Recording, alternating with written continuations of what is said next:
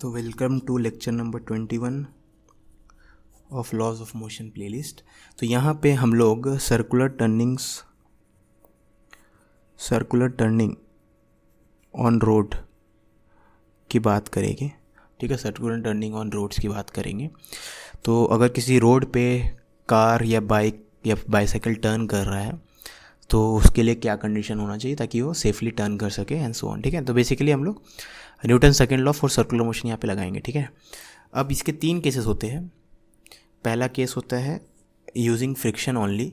तो इसका एग्जांपल के लिए आप मान लो एक फ्लैट सर्कुलर रोड है ना, तो एक फ्लैट सर्कुलर नहीं मतलब फ्लैट हॉरिजॉन्टल सरफेस है। ठीक है ना, एक फ्लैट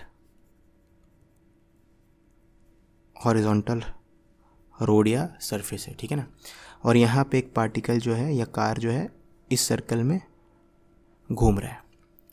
ठीक है, ओके। अब याद रखना फ्लैट रोड है, हॉरिजॉन्टल रोड के ऊपर कार है जो कि सर्कल में चल रहा है, आर रेडियस के सर्कल में और वी स्पीड से। ठीक है, ओके। अब एक काम करते हैं, इस कार का फ्री बॉडी डायग्राम बनाते हैं। कार अगर यहाँ पे है, ठीक है, तो उसके लिए यहाँ पे ऐसा करके इमेजिन करो सर्कल है ना, कार यहाँ पे है। ठीक है ना, तो कार किसके कॉन्टैक्ट में, रोड के कॉन्टैक्ट में। रोड नॉर्मल भी लगाएगा, फ्रिक्शन भी लगाएगा। तो पहले तो नॉर्मल दिखाए थे, रोड नीचे है तो वो कार पे नॉर्मल ऊपर की तरफ लगाएगी और ग्रेविटी कार पे mg लगाएगा। ठीक है ना, m मास का कार है। ठीक है, ग्रेविटी इतना लगाएगा है ना, ओके। अब मान लेते हैं कि ये कांस्टेंट स्पीड से चल रहा है। ठीक है, ये स्पीड क्या है, कांस्टेंट है।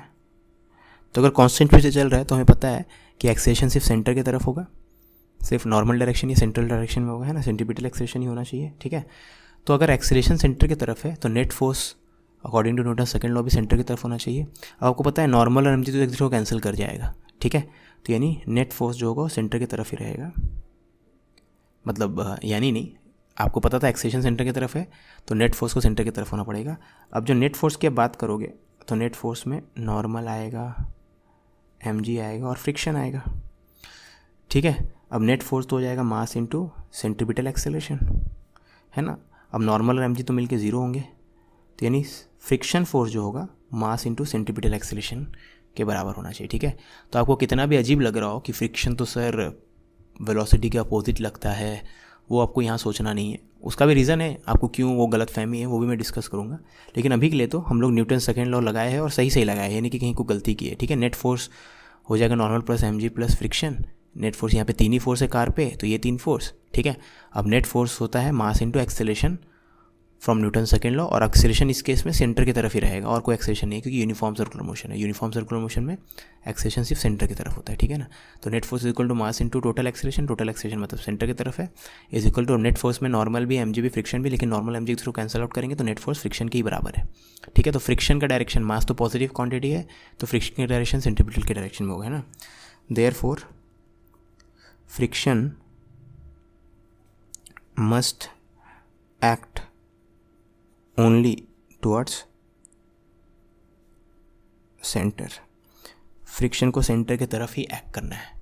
ठीक है, ये आपको जितना भी अजीब लग रहा है इसके बारे में डिस्कशन करेंगे, टेंशन मत लो। ठीक है ना, इस लेक्चर में भूल जाऊँ करना तो आगे के लेक्चर में कभी ना कभी कर दूंगा, उसका टेंशन मत लो। अभी के लिए तो मैंने यहाँ पे रीज़न बता दिया क्यों फ्रिक्शन सेंटर की तरफ एक्ट कर रहा है। ठीक है, जो आपके मन में दुविधा है कि नहीं सर वेलोसिटी के अपोजिट लगना चाहिए था वगैरह वगैरह, या वेलोसिटी के पैरेलल लगना चाहिए था, उसका मैं आपको आंसर बताऊंगा दूसरे तरीके से। ठीक है, अभी के लिए ये भी इनफ है ना, ओके।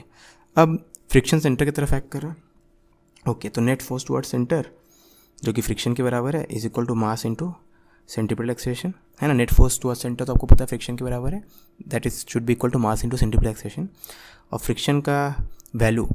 ठीक है, अब यहाँ पे याद रखना कार इज़ नॉट स्लिपिंग, क्योंकि स्लिपिंग हो गया तो मतलब एक्सीडेंट का चांस है ना।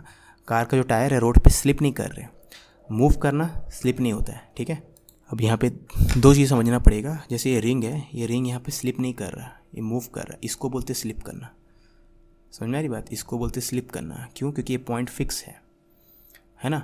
और अगर कोई भी स्लिपिंग नहीं है during the course of motion, no slipping वाला मोशन है, तो ये सेफ़ है ना। जब कार स्किड करने लगे, ठीक है, अब स्कीडिंग बहुत तरीका होता है, तो एक्सट्रीम स्कीडिंग है जिसमें रोटेशन एकदम ही गायब है, सिर्फ ट्रांसलेशन हो रहा है, खाली टायर जो है ज़मीन पे घसीटा रहे है ना, रोटेट नहीं कर रहे। रोटेटेशन के वक्त या तो घसी क्या बोलते हैं उसको, घसीटाता नहीं है टायर, है ना, रोटेट होता है ऐसे, है ना, ठीक है। ओके, तो फ्रिक्शन कैसा लग रहा होगा, स्टैटिक लग रहा होगा, ठीक है ना। तो since the tyres are never skidding,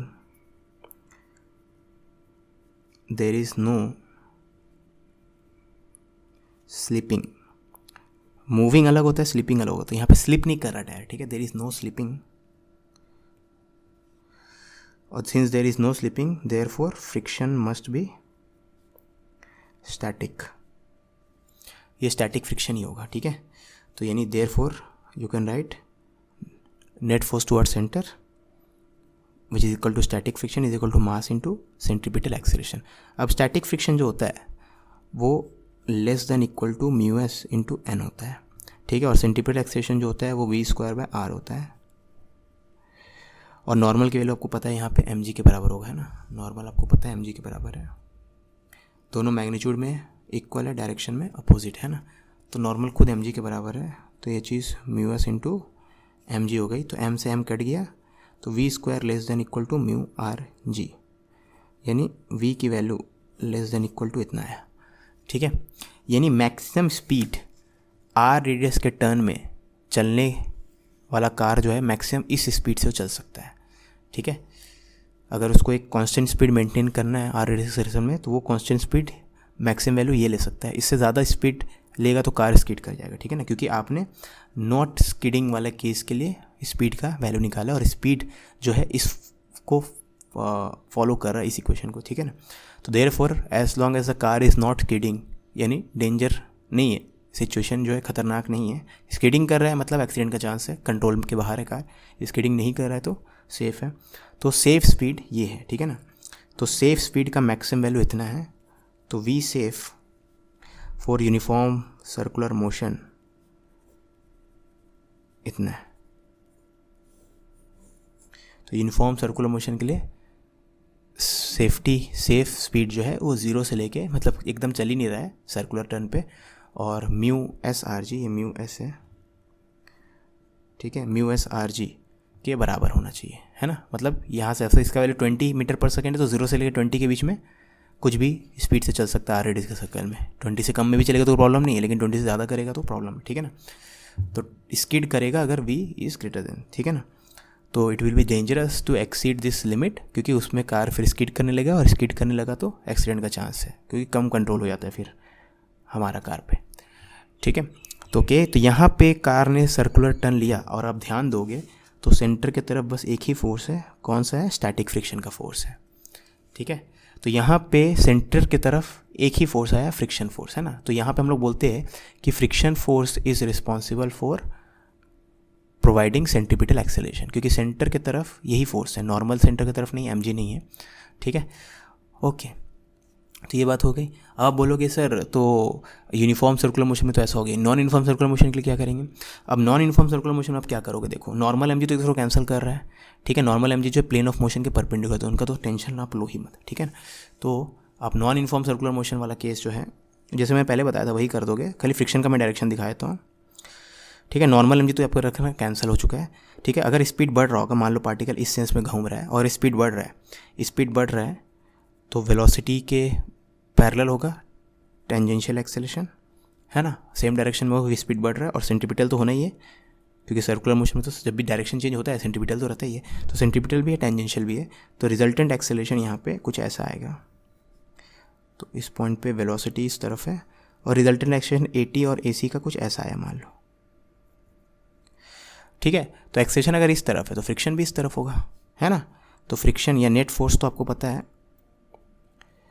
net force जो होगा वो पैरेलल टू एक्सेलरेशन होगा, और नेट फोर्स आपको पता है फ्रिक्शन के बराबर है, तो फ्रिक्शन भी पैरेलल टू एक्सेलरेशन होगा। नेट फोर्स फ्रिक्शन के बराबर क्यों है, क्योंकि नॉर्मल और mg तो कैंसिल आउट हो रहे हैं, है ना, तो नेट फोर्स यानी फ्रिक्शन भी इस तरफ होगा, तो इसका मतलब है कि इस केस में वेलोसिटी इस तरफ है, फ्रिक्शन सेंटर की तरफ नहीं, कुछ ऐसा है बस, ठीक है। तो फ्रिक्शन का 2 कॉम्पोनेंट ले लो और काम कर लो। तो फ्रिक्शन का कॉम्पोनेंट जो पैरेलल टू वेलोसिटी होगा वो मास इंटू dv/dt हो जाएगा, और फ्रिक्शन का कॉम्पोनेंट जो परपेंडिकुलर टू वेलोसिटी होगा, सेंटर की तरफ होगा, वो मास इंटू सेंट्रीपिटल एक्सेलरेशन यानी v² बाय r के बराबर हो जाए, ठीक है। तो इसके ऊपर क्वेश्चन तो हम लोग देख लेंगे, यहाँ पे मैंने तरीका बता दिया, अब इसी को अप्लाई करेंगे जब क्वेश्चन करेंगे, ठीक है ना।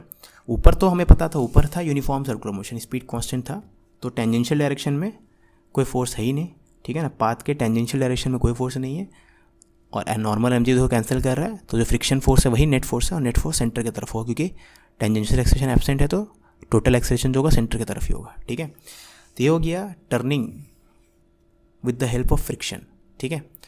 अब हम लोग नेक्स्ट लेक्चर में देखेंगे turning with the help of normal force.